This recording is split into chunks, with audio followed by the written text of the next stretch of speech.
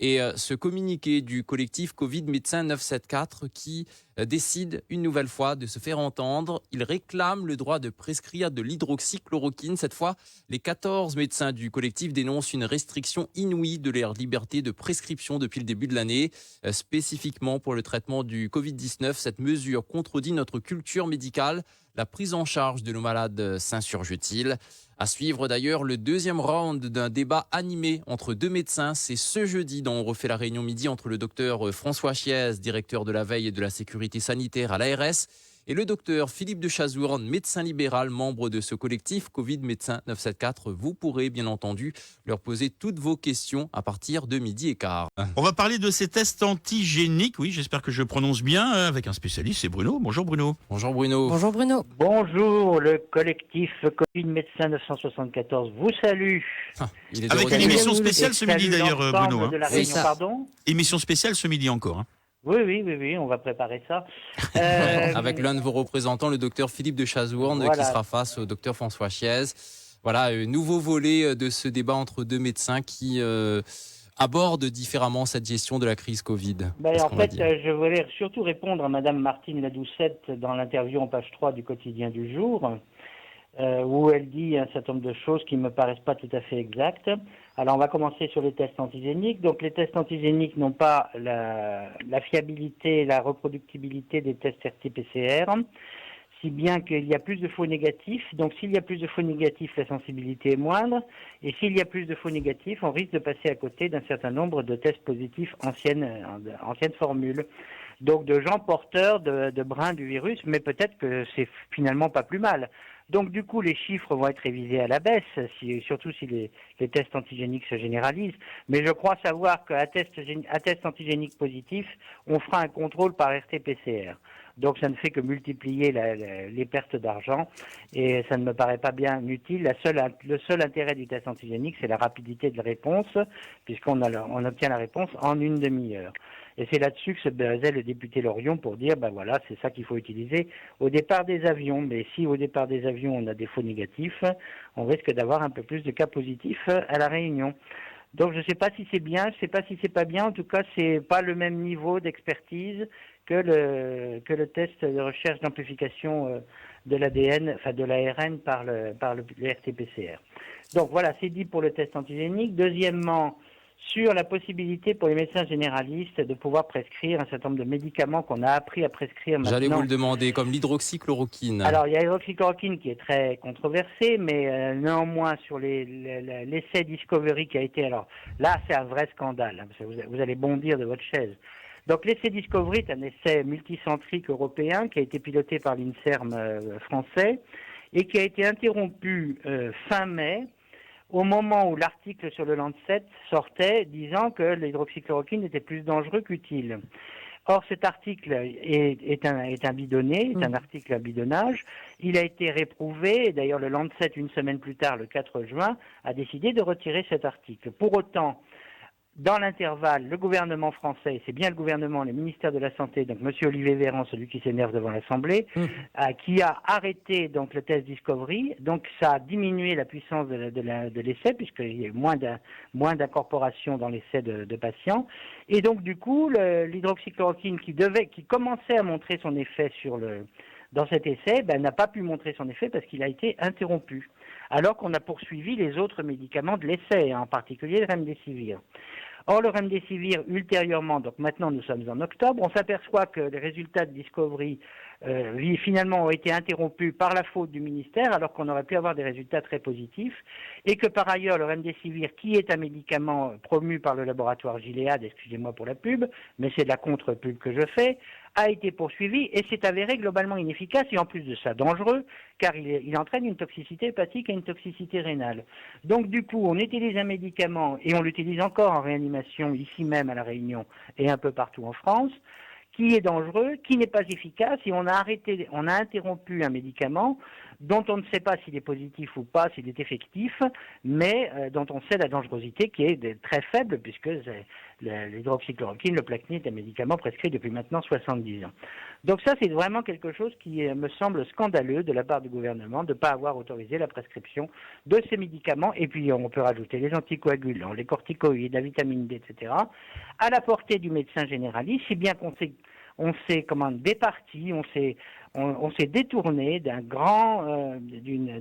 énorme pan du système sanitaire français qui s'appelle les médecins généralistes, qui n'ont pratiquement pas le droit de prescrire sur le Covid, qui ne voient pratiquement aucun malade et qui en plus en ont souffert, puisque les gens qui normalement étaient suivis par ces médecins généralistes se sont détournés du cabinet du généraliste pour justement ne pas avoir à être confrontés à des malades du Covid qui de toute façon ils n'auraient pas vu, puisque les malades du Covid allaient directement à l'hôpital. Et Bruno, juste une chose, il n'y a pas de médicaments pour guérir du Covid. Aujourd'hui, on est bien d'accord. Il n'y a pas de médicaments. Je viens de vous expliquer en long, en large et en travers, mais vous n'avez pas écouté. Ah si, justement. Que l'hydroxychloroquine, si on avait insisté sur le Discovery, on aurait vu qu'il y a un effet positif. Et d'ailleurs, il y a quand même 160 études de par le monde qui montrent cet effet positif. À part l'hydroxychloroquine qui a été abandonnée, puisque visiblement ça ne convient pas, les tests ont été effectués, vous l'avez dit vous-même, vous l'avez répété, ça a été interdit. Ça a été interrompu au vu d'une étude bidonnée. Vous n'écoutez pas ce que je raconte. Si, moi je vous écoute. Bruno. Et ça ne veut pas dire que j'avale tout ce que vous me dites. Je suis un peu en train de vous contredire aussi quand même. Peut-être que vous me contredisez, mais je vous dis qu'il a été interrompu par le ministère de la Santé au vu du résultat du Lancet, qui est une étude bidonnée, et ça n'a pas été repris par la suite. Et pourquoi? Parce qu'on a vu que finalement on avait abandonné la chose. C'est quand même très intéressant, c'est le conseil scientifique, celui qui conseille le gouvernement. Dans des réunions occultes au niveau du palais de l'Élysée. Eh bien, ce conseil scientifique, moi j'aimerais savoir quelles sont les déclarations de conflit d'intérêts des membres du conseil scientifique. Alors si je vous dis ça, c'est parce que moi j'ai regardé sur Transparence gouvernementale, et je peux vous dire qu'il y a parmi certains membres du conseil scientifique des gens qui sont payés par Gilead. Vous voyez où je veux en venir? Et ça, c'est la vérité, puisque c'est noir sur blanc sur Internet, il n'y a qu'à le lire. Donc, ce sont des gens qui ont un conflit d'intérêt vis-à-vis de Gilead, promeuvent un médicament qui est dangereux, qui n'est pas efficace, et empêchent un médicament qui n'est pas dangereux et qui pourrait avoir une certaine efficacité si on avait poursuivi l'essai. Vous voyez où je veux en venir? Alors maintenant, pourquoi se départir des médecins généralistes dans la gestion de la Covid, ça je ne comprends pas non plus. La seule chose que je puisse dire, moi par exemple, je vous donne cet exemple-là qui est un vrai exemple vrai. J'ai eu lundi en consultation un patient qui est un greffé rénal, qui avait de la fièvre, qui est venu me voir, qui avait une angine, je l'ai examiné, naturellement sous protection, j'ai fait le test, il est positif. Donc il se trouve que ce patient a le Covid, est actuellement hospitalisé. Pourquoi? Parce qu'on m'a dit qu'il doit être hospitalisé parce que c'est un greffé rénal.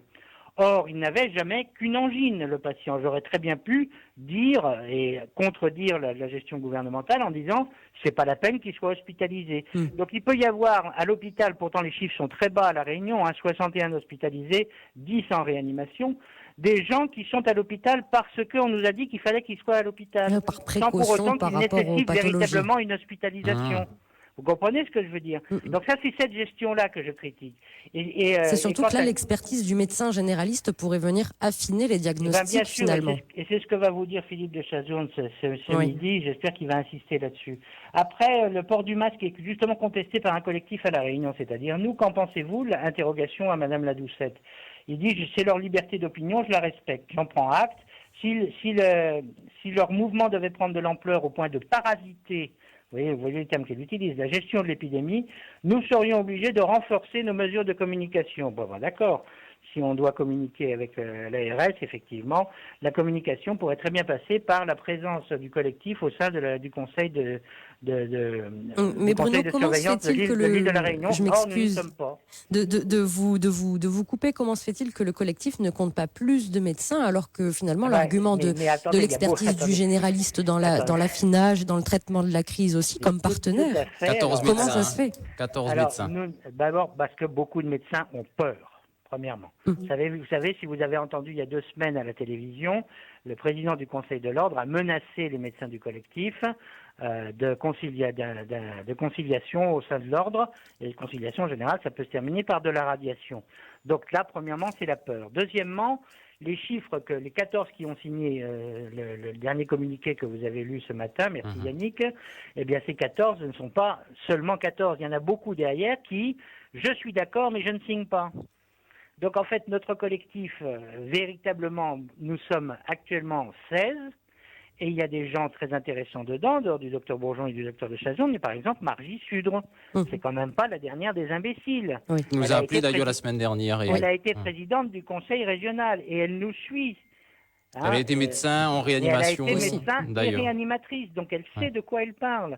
Alors moi, je suis sûr qu'il y a plein de médecins qui sont au courant de notre mouvement, qui n'osent pas nous contacter ou même parmi ceux qui sont dans notre mouvement n'osent pas signer. Et nous avons respecté le fait qu'ils n'ont pas osé signer. Donc les 16 qui ont osé signer sont accompagnés en sous-main d'un certain nombre de praticiens qui ne veulent pas signer par peur, et c'est là aussi qui est très très dommageable, c'est-à-dire que la médecine est soi-disant libérale en France avec une liberté de prescription et ceci n'est pas mis en place et n'est pas respecté par le gouvernement actuel. Je ne sais pas si vous avez vu, c'est rien à voir, mais Darmanin avant-hier à la télé a dit on n'a plus le droit de filmer les policiers. Ça veut dire que s'ils font des gestes, disons, répréhensibles sur le plan physique, et il y en a eu, eh bien on ne pourra plus le voir, parce que c'est interdit. Est-ce que ça, c'est vraiment de la démocratie, Yannick? Je vous pose la question. Et pourtant, on parlait de caméras embarquées comme réponse aux émeutes anti-police. Voilà, moi, je vous assure que c'est mal parti, la gestion politique de la France, et au-delà même de la gestion sanitaire. Et Bruno, il faut beaucoup se méfier de ça. Avant de se quitter, je profite que vous soyez là. Il y a Sigo, c'est une auditrice qui n'ose pas nous appeler, mais qui nous a envoyé un message ce matin. Je vous pose la question, en tant que membre justement de ce collectif. Alors, elle se demande, dois-je porter un masque quand je fais ma marche en forêt le matin, sachant que je croise des personnes qui courent, transpirent et respirent assez fortement? Qu'est-ce que vous conseillez, vous, au sein de votre collectif? Si elle les croise, ça veut dire qu'elle ne les a pas en permanence à côté d'elle, et elle est dans la nature. Il n'y a aucune chance qu'elle attrape le Covid dans ces conditions-là. Elle peut très bien faire son activité physique non masquée, et dès lors qu'elle bouge et qu'elle ne reste pas sur place, il n'y a aucun problème. Et est-ce que c'est le genre de propos qui pourrait vous être répréhensible? Par exemple, reprocher. Oui, par exemple, je viens de dire, par rapport à l'ordre des médecins. Le Conseil de sécurité régional, s'appelle le docteur Bernard-Alex Gahuzer, n'a pas dit autre chose à la télé il y a un mois. Le masque est inutile dès lors qu'on est en extérieur et qu'on bouge. Bien. Donc je dis exactement la même chose que le conseil de la préfecture et de l'ARS. Merci beaucoup. On aimerait bien aussi savoir, dernier point, on aimerait bien aussi savoir comment les gens de ce conseil ont été admis dans ce conseil, comment s'est fait la cooptation, le copinage, etc. Mais ça aussi, on ne nous le dit pas et on ne dit pas les conflits d'intérêts des personnes qui sont à ce conseil. Voilà, merci, je vous laisse. Merci beaucoup Bruno, merci à vous. À bientôt. Bonne journée. Merci à vous.